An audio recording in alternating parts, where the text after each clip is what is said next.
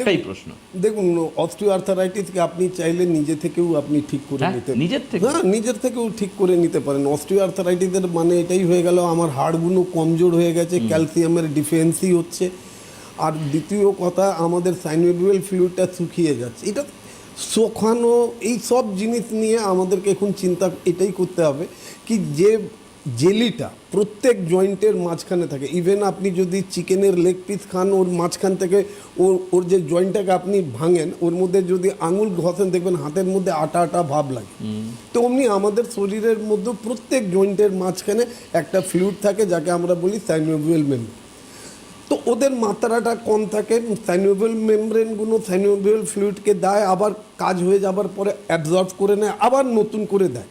ওই যেটা আমরা ছবিতে নীল রঙের, হ্যাঁ জি, ওর মধ্যে যদি আপনি জাস্ট আপনাকে একটা সিম্পল মানে প্রশ্ন মানে বোঝাচ্ছি, 1 চামচ জল, তার মধ্যে যদি 2 চামচ আমরা চিনি মিশিয়ে দিই, ওর মধ্যে যদি একটু খোলা জায়গাতে ওটা রেখে দিই, তারপরে দেখা যায় ওটা পাথরের মতন হয়ে গেছে। ঠিক সেই কেসটা আমাদের মধ্যে হয়। যখনই আপনি এটাকে বলছেন সন্ধিগত বাত, তার মানে এটা হয়ে গেল কি আপনার শরীরের মধ্যে বায়ু প্রকোপিত আছে, মানে আপনার শরীরের মধ্যে বায়ুর এলিমেন্টগুলো আছে, যার কাজ হচ্ছে ও বিভিন্ন জায়গা ফাঁকা জায়গাতে গিয়ে ওরা নিজের বসবাস করে। আর ওইখানে যদি এই দুটো হাড় মানে হাঁটুর, কখনো অস্টিও আর্থারাইটিসকে এটা ভাববেন নাকি খালি হাঁটুতেই হয়। অস্টিও আর্থারাইটিস আপনার কোমরেও হতে পারে, ঘাড়েও হতে পারে, শোল্ডারেও হতে পারে, নিজের অ্যাঙ্কেলের মধ্যে হতে পারে। যেখানে দুটো হাড় একসঙ্গে ঘষাঘষি লাগবে ওইখানেই হয়। এবার রইল খুব সুন্দর প্রশ্ন কি এর সমাধানটা, এর সবথেকে বড় সমাধান সবসময় মনে রাখবেন, আমাদের শরীর কখনো কোনো কেমিক্যাল জিনিস গ্রহণ করে না। অনেক মানুষ যারা আমাদের টিভি প্রোগ্রাম দেখছেন তাদের মধ্যে অনেক এমনি মানুষ হবেন কি যিনি রাত্রিবেলা ভিটামিনের ওষুধ খান, বেশ কিছু মানুষরা আছেন যারা ক্যালসিয়ামের ওষুধ খান। তো যে বা যারা ভিটামিনের ওষুধ খান দেখবেন সকালবেলা আপনার পেচ্ছাপটা হলদে হবে। হলদে হলো কেন? কেন কি যে ভিটামিনের ওষুধ আপনি খেয়েছেন ওটা আপনার শরীর গ্রহণ করতেই পারে না, কিছু খুনের জন্য অ্যাবজর্ব করবে, তারপরে ওটাকে বাইরে ফেলে দেবে। এরপরে আরও একটা কথা এতে যাই, লোকরা বলে কি না আমি এতদিন ধরে ক্যালসিয়ামের ওষুধ খাচ্ছি তারপরেও আমার হাড়গুলো মজবুত হচ্ছে না। সকালবেলার পেচ্ছাপ যে কোনো একটা সাদা বোতলের মধ্যে করে 3 থেকে 4 ঘন্টার জন্য আলাদা এক জায়গাতে রেখে দেবেন। 4 ঘন্টা পরে গিয়ে আপনি ওই যদি পেচ্ছাপের বোতলটাকে তুলে আপনি যদি দেখেন তো দেখবেন একদম নিচে সাদা রঙের হোয়াইট সেডিমেন্টেশনটা ওইখানে পড়ে আছে, ইয়ানি কি যে কেমিক্যাল ক্যালসিয়াম আপনারা খেলেন ওটাও বেরিয়ে। তাহলে তো আলটিমেটলি কোনো কাজে লাগলো, কোনো কাজে লাগলো না। মানে মানুষরা হাঁটুতে ব্যথা হলে, ঘাড়ে ব্যথা হলে, কোমরে ব্যথা হলে আপনারা দৌড়ে চলে যান।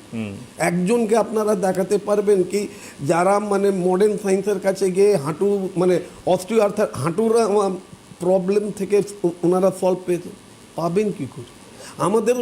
আমাদের দেশের মানে পূর্ব প্রধানমন্ত্রী, ওনার যে হাঁটুর অপারেশন করেছিল, বিশ্বের বিখ্যাত মানে নি রিপ্লেসমেন্ট সার্জন করেছিলেন যিনি ইউএসএ থাকে, অপারেশন করে যখন বাইরে বেরিয়েছিলেন না, তো সব ক্যাবিনেট মন্ত্রীরা দাঁড়িয়েছিলেন, জিজ্ঞেস করলেন কি এখন কেমন আছে, বলে না কাল থেকে উনি দৌড়বে।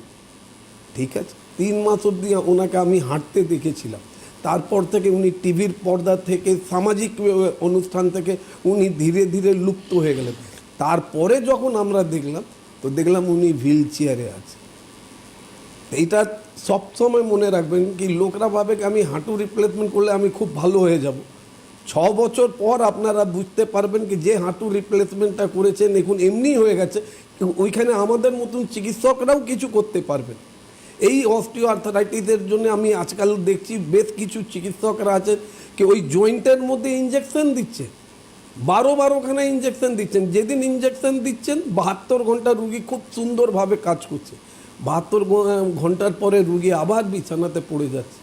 প্রচুর টাকা আপনারা ক্ষয় করছে। এটার জন্যই আমি আপনাদেরকে একটাই কথা বলবো, যে বা যারা এই রোগ থেকে আক্রান্ত আছেন বা আশেপাশে মানুষরা অস্টিও আর্থারাইটিস থেকে আক্রান্ত আছেন, দয়া করে আমাদের হেল্পলাইন নম্বরটা ওনাদেরকে দিয়ে দেবেন।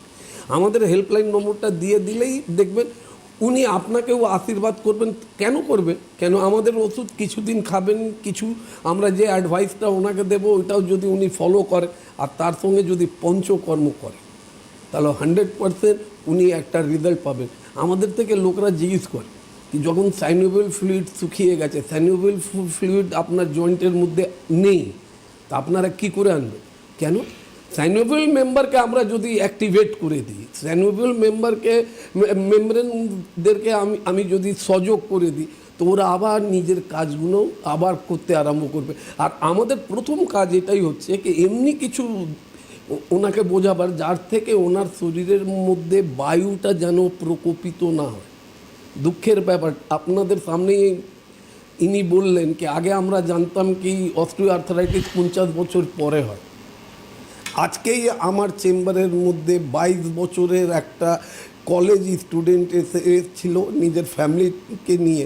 এক্সরে রিপোর্ট দেখার পরে আমি দেখলাম কি ওনার মানে অস্টিও আর্থারাইটিস হয়েছে।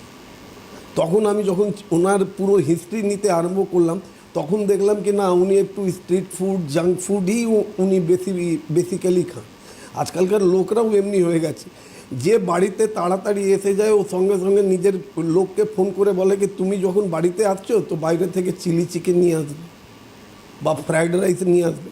তো আপনাদের মনে রাখতে হবে এই যে আপনারা স্ট্রিট ফুড জাঙ্ক ফুড বাইরে থেকে যখন বাড়িতে আনেন, এটা তো আপনি নিজের হাত থেকেও নিজের বাড়িতে করতে পারেন।